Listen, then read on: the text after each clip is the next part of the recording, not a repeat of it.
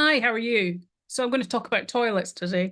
A number of videos ago, I can't remember if it was last year or something. Anyway, I did a video about school toilets and how they were all being replaced. And this really ramped up during COVID.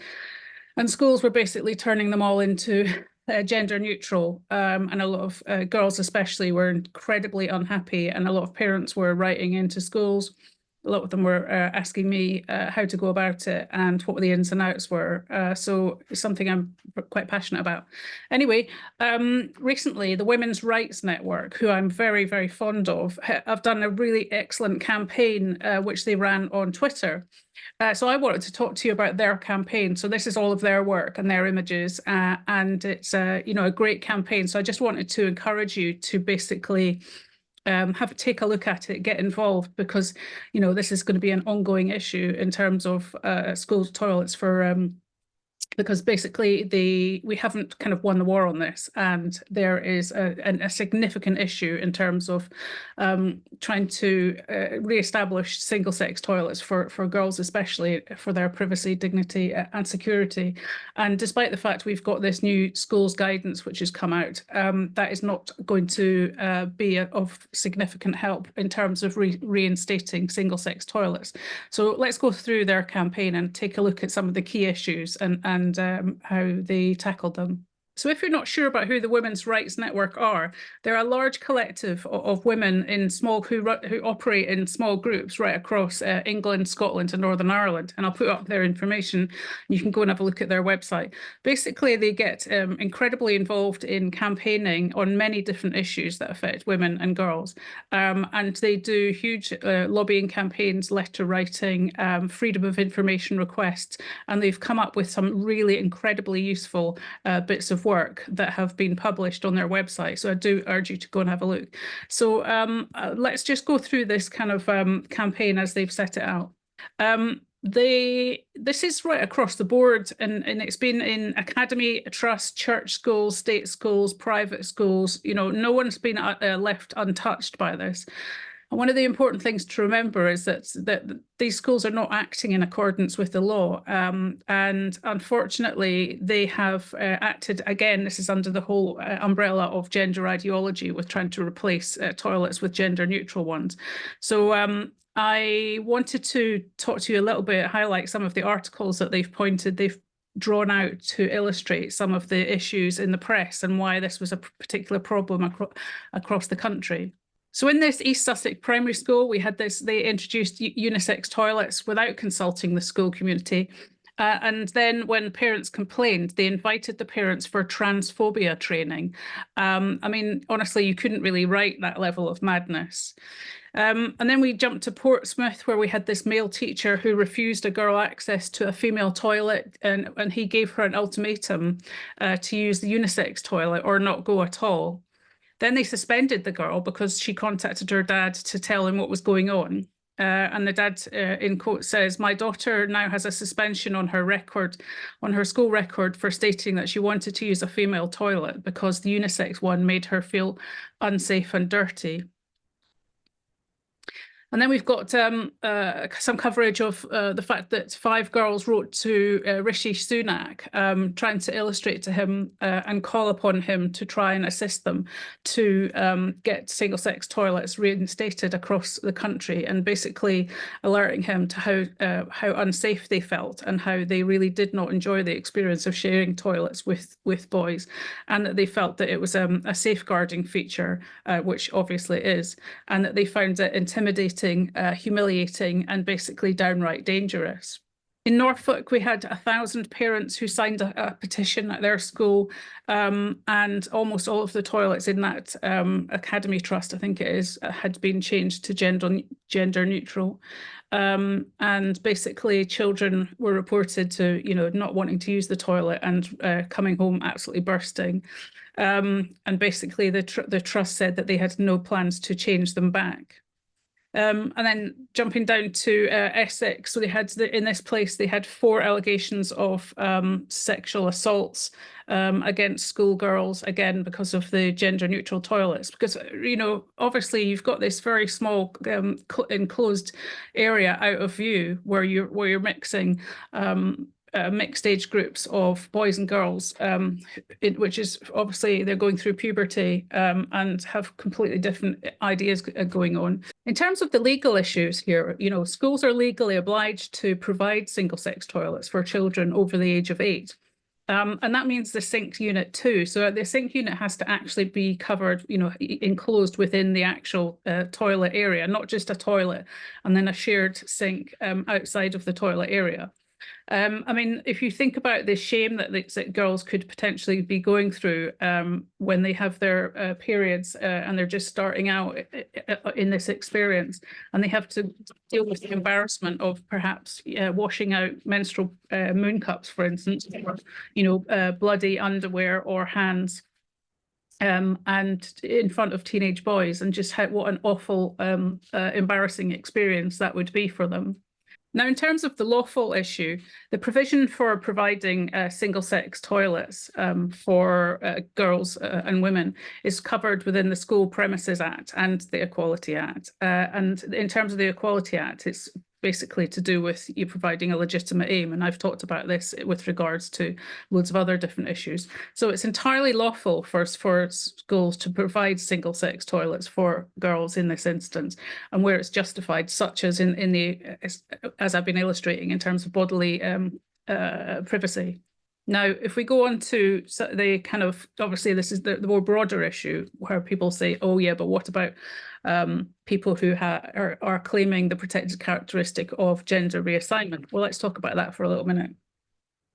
In terms of the gender recognition certificates and the Gender Recognition Act, that doesn't change this. So basically, gender recognition certificates only apply to people over the age of 18, and obviously children don't have those anyway. But this will be something which if you're on Twitter, you'll have had many different fights and people shouting at you about.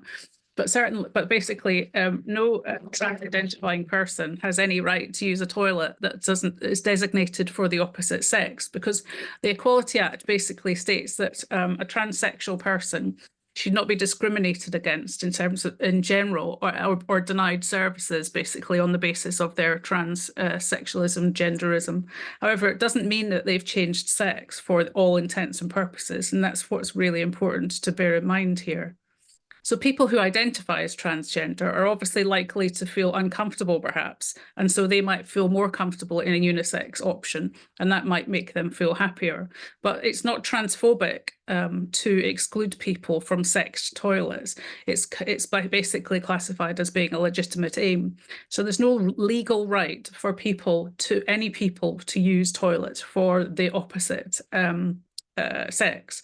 Now, you often get people use a kind of whataboutery argument, which basically relates to, yes, but you have opposite sex, you have gender neutral toilets in your home, but obviously they're enclosed and they're not open to the general public. So that's just, you know, a whole load of nonsense, basically. So let's just kind of going back to the campaign. The major focus of this campaign was basically in relation to the safety, health and dignity of girls at school. I mean, I really enjoyed it, and I'm going to show you some of the work that they did, which I think was actually really, really great. And the other thing that's really important in terms of adults kind of getting involved in this is that every single adult has a safeguarding responsibility. So whether or not, you know, you are a parent yourself, or whether or not you're an uncle or an aunt or another adult who has you know, has some kind of remit with children, we all have safeguarding responsibilities, and that means that we should be trying to ensure that their personal boundaries are basically respected and protected. So we're all basically trying to advocate on behalf of these children. And this is one of the battles, I think, that all of us would probably say that we didn't think that we were going to have. And we never thought we'd be sitting here talking about toilets on a kind of regular basis. But really, you know, across the country, you can't have been, if you've been out of the house into the public arena, you'll have appreciated that gender neutral toilets have been kind of rolled out, and that the men in many circumstances have gained even more toilets, and women's toilets are the ones that have been turned into gender neutral. Now, One of the things that I would absolutely agree with Women's Rights Network on, and certainly I did myself, is that I really think if you've got the time and energy, that you should try and become a school governor, become a community governor, a parent governor. And that way you can try and influence what's going on in these schools, because that's basically the way to go in terms of the decision-making process. And it's very easy to do. And I started off as a parent governor in a state school, and then worked up to being a chair of governors. And the other thing that I think that's worth thinking about is whether or not you can write to your schools, and also whether or not you would wish to even get involved in some of the freedom of information request work that has been done, because that's been incredibly powerful in finding out what's actually going on behind closed doors. So yeah. And the final point I want to say, just before I move on, was basically that you'll also probably be aware that the government, in terms of their levelling up committee, did say that they wanted to try and roll back future gender neutral plans in new buildings. And so hopefully in the future there will be a bit of a change within the public arena. So in week one, the Women's Rights Network dealt with the issue of preserving privacy, and that toilets should be private spaces. And I love the graphics. I don't know who the artist is for these graphics, but congratulations, really. I think they were very, very well done. So preserving privacy reduces embarrassment. Girls should have privacy in school toilets. Girls need to know that their boundaries are being respected. And at that final point particularly, girls really, really do need to know that their boundaries will be respected, because this is part of a much bigger issue. And then they went on in week two to talking about defending dignity, and period stigma is increased when girls share toilets with boys. Period shame leading to some girls skipping school, and girls feel embarrassed, and the humiliation of hand washing and hygiene in shared spaces. And I can absolutely, this resonates so much with me. And even now when I go into a gender neutral toilet, if there's a man there and I have to come out and wash my hands, I'm so uncomfortable. Many other women that will resonate with that. This issue is about girls and children, and obviously for them this is going to be amplified significantly. So in week three, they did a hazardous for her health. And what they were finding is that girls are avoiding mixed sex toilets. And then this is leading to health issues, because they're running the risk of urinary infections by reducing their water intake, in order that they don't have to pee as much during the day, and that they can then avoid using mixed sex toilets whilst they're at schools. And then also the fact that boys tend to pee on the seats, and girls then have to go and sit on them, and that's something that they don't enjoy. And again, I would say that completely resonates with me. In week four, they said their alert was to standing up for safety, and that girls should feel safe when using the toilet, and that mixed sex toilets increase the risk of assault for girls. And certainly in that Essex situation that I read out earlier, that was exactly what happened. That they're an open door for opportunity, and they make girls feel unsafe and ashamed. And certainly, we all know that toilets are out of the way places. Why on earth would you want to have some strangers, female and male strangers, in a very out of the way place? It is doomed and destined for problems to arise.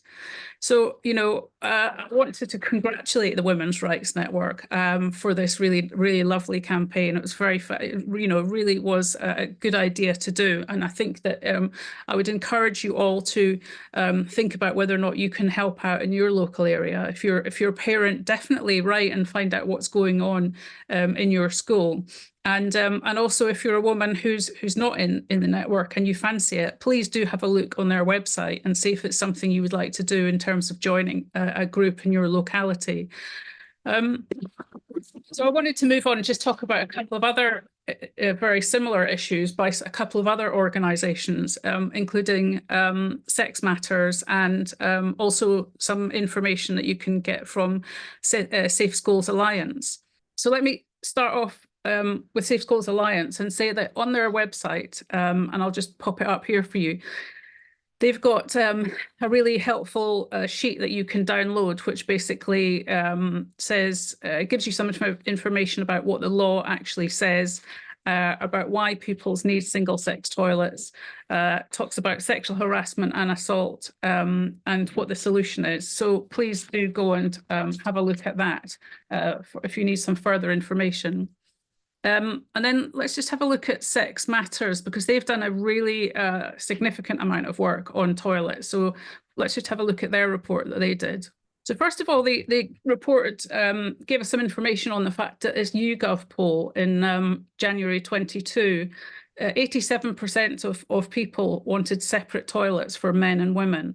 And, you know, to go back to the good old days. And then only 7% wanted to have a mixed sex or gender neutral toilet. I mean, personally, I actually really hate unisex toilets because I don't want to go in after men have been weighing on the seat.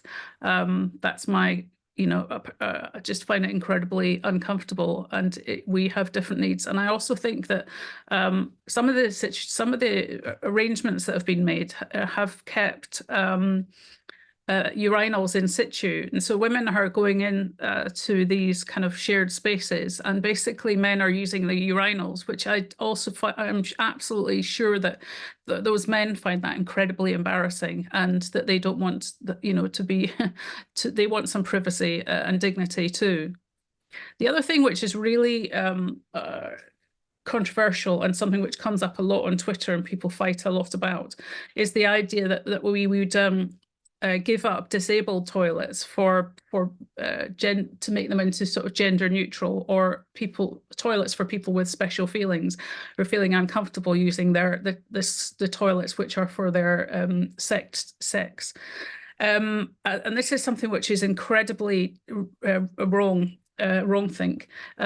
Basically, there are not enough disabled toilets as there are, and we absolutely do not want to be having able-bodied people trying to push their way into something which is already a very sensitive issue.